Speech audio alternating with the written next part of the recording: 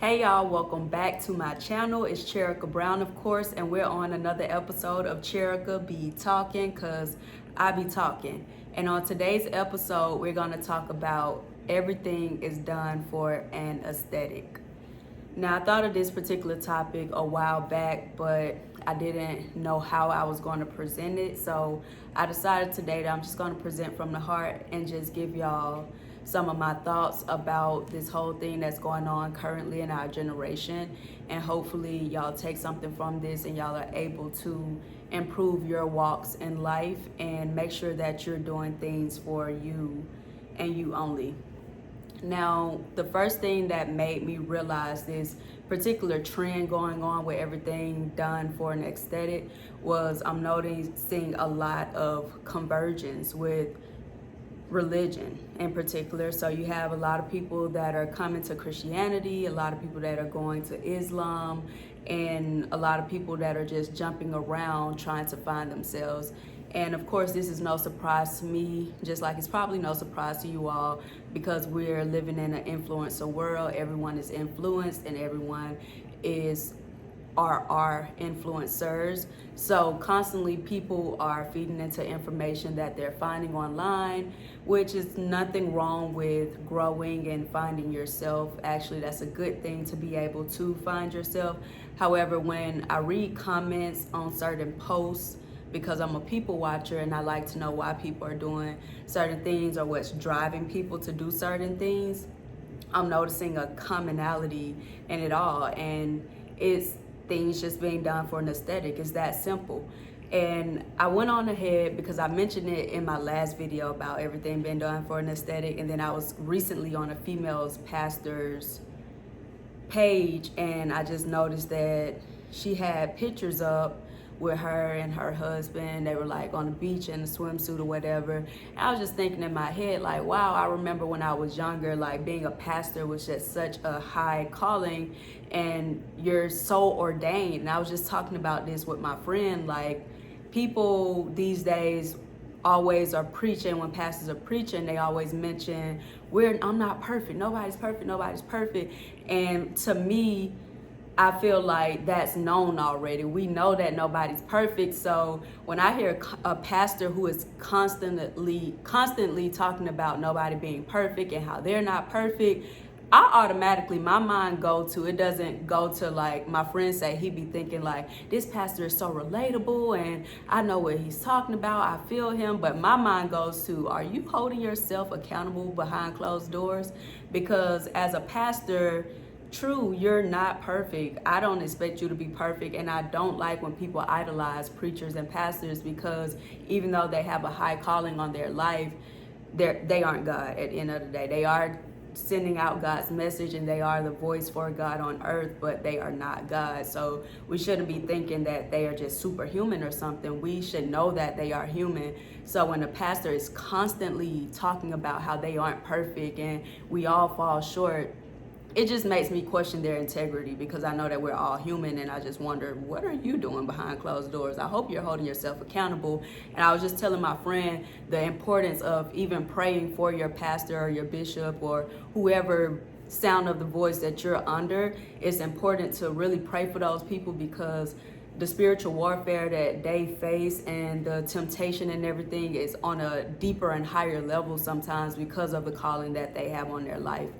And back to what I was just saying about the whole aesthetic thing, I was raised Christian. I grew up in America. In my community, we were mainly Christian. And I had some childhood friends that converted over to Islam, whether it be they did that in prison or vice versa. And I had some people who didn't believe in anything, and I'm noticing they're coming over to Christianity.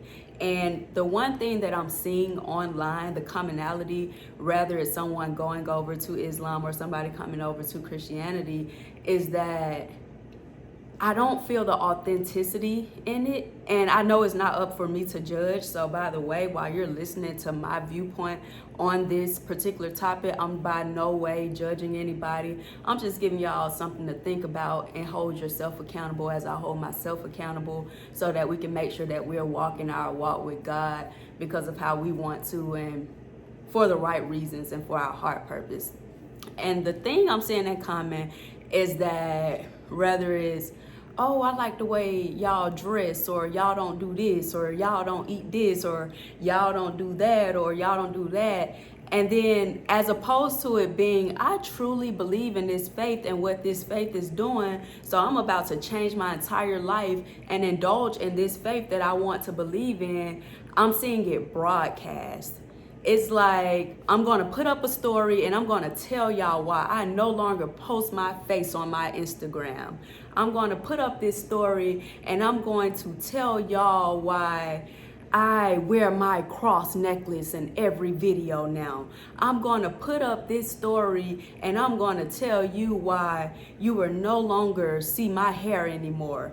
I'm going to take this post and I'm going to explain to you why I'm no longer the old me and why I'm changing in ways that you won't understand. I'm going to put up this post and I'm going to tell you why I don't eat this particular food anymore and what it does to your body and how you should maybe consider not eating it too. But I know you won't probably understand this because it's just so deep. And if you take yourself out of what you're doing and you put on your spiritual lens and you just look back at what you're doing, you will realize that these things are kind of for aesthetic. It's, I want to look this way. I want to be mysterious. I want to seem like I'm better than other people so that I can seem like I'm really closer or walking with God, when in actuality, are you? You got to really ask yourself that, because like I always say, God looks at our heart. So as a Christian woman, if I decide right now today that I'm going to go and remove every swimsuit picture that I have on my Instagram, because I do have swimsuit pictures on my Instagram as a Christian woman, and I'm going to delete all of those because it's some lustful men online. And the Bible tells me don't be a hindrance to my brethren. I don't need to go and put up a black post on my story with words that say, hey y'all, just letting y'all know I'm deleting all swimsuit pictures because scripture so-and-so says I should not be a hindrance to my brethren and I should dress modest as a woman, as a Christian woman. I don't have to make that announcement to the public if I'm doing this for religious reasons, and this is between me and God, because God knows my heart. And if I go and decide to delete all of these pictures, He knows why I'm doing it, and at the end of the day, that's all that matters. So when you feel the need to explain to the public something that they did not ask you about, you're not doing it for God. You're not doing it for your religion, and you're doing it for validation. So there's a thin line between doing things because you're on this spiritual walk with God, whatever faith you believe in, it doesn't matter. It's a difference, and you gotta know the difference, and you can't get so holier than thou when you're first beginning and learning into a religion that you just think you're almighty and better than people, because it's hard for people to perceive the word and receive the word from you, because you're separating yourself in a way that's not healthy. True indeed, like I said, with pastors and people of God, we have a calling on our life that when people see us, we should stand out and we should be different in some way. It should be something about us that makes us not like the average person. But whatever it is, it can't be that we get so high and holy that people just, it kind of pushes people away from God.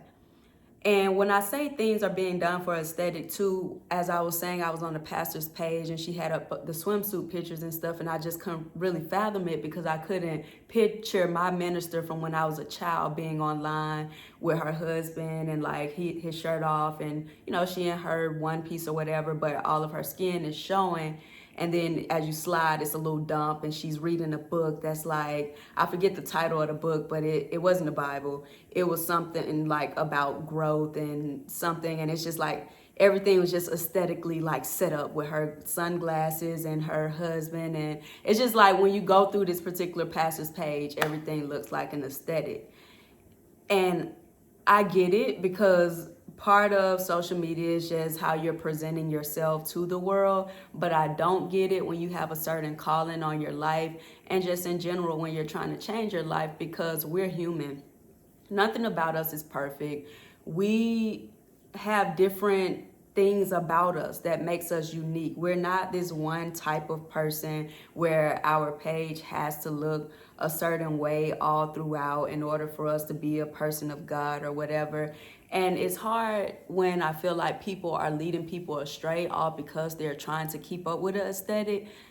And the problem with the aesthetic is I feel like it's the work of the enemy, it's the work of Satan, because as I stated before, instead of you worrying about your true relationship with God, your focus become how do you look to the public.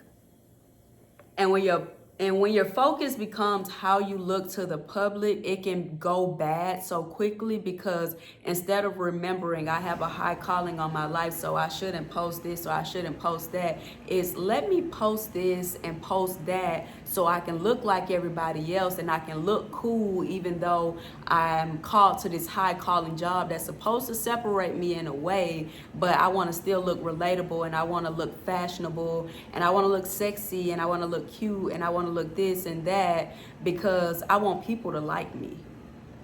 And you're not worrying about does God approve of what you're doing? You're just worrying about do people like me? And I'm doing this for likes ultimately because I want people to double tap this and see that, oh, the pastor can wear a bust down 30-inch, 40-inch to my butt too and do this and do that and that. And there's nothing wrong with somebody getting their hair done or any of that. Don't misinterpret my message at all.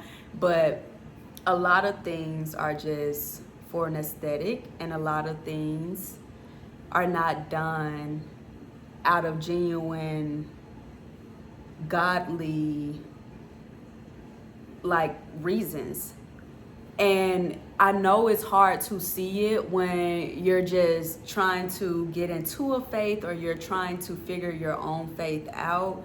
But when you really sit back and watch, you would notice little small things and you would be like, is this really of God? Or is this something to just make me like this or make me like you? You know, or make me feel like, wow, you're so different, or wow, you're so much better. And a good way to do it is just honestly start praying for discernment. When you start praying for discernment, God will start revealing things to you. And I know this because as myself, I'm human. So sometimes when I'm posting things or sharing things, I have a little voice in my head that be like, why you posting that before I press send? And I'll press the X. I can't tell you how many times I've done that because it'll literally be no reason that I'm posting this other than you kind of want to seek some little validation and show people. It's like even if you're trying to pull people in the right direction, a part of it is making them see, wow, she's different. But why do you need people to know that? People should see that just by you simply being you. If you can't post something and know that I don't care how people feel, I don't care how people perceive this, or as long as this is appropriate, I'm okay with posting this. So we really have to just sit back and understand why.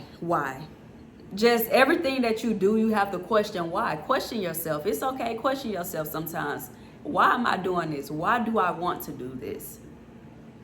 And get to the root of it. Because if the root of it isn't because you're building people up or you're building yourself up or you're doing this because it's pushing God's community forward, it's really no point in doing it and relating it and tying it to religion, you know, because I look at it like I know a lot of people that'll post up like, hey, I no longer post myself anymore, this anymore, that anymore. I don't want to be in tune with the world, you know. I just feel like as a Christian woman, if I no longer want to post myself or, you know, or show myself or show this or show that, why not delete the Instagram? Because the Instagram itself is worldly, or the social media itself is worldly. Why not delete the entire platform, you know? It's like you want to be a part of it and you want to do small things, but in the process, you're seeking validation within it. Now, some people, if they just have it and they're not making these announcements and they're just following whatever their belief system tell them to do, or however they're interpreting their religion, that's all fine and dandy. But my thing is, when you have to explain yourself when people have not asked you anything, you may want to consider why. Why am I doing this? Do I really believe? Do I want validation? Am I confused? Am I lost? And just start praying. And hopefully you're not doing things for an aesthetic, and everything that you're doing is out of genuine interest, genuine concern, and your genuine chase after God. And that's all I have to say so far, y'all. I might come back with the part 2 if I think of anything else, but y'all know I'll be back because I'll be talking.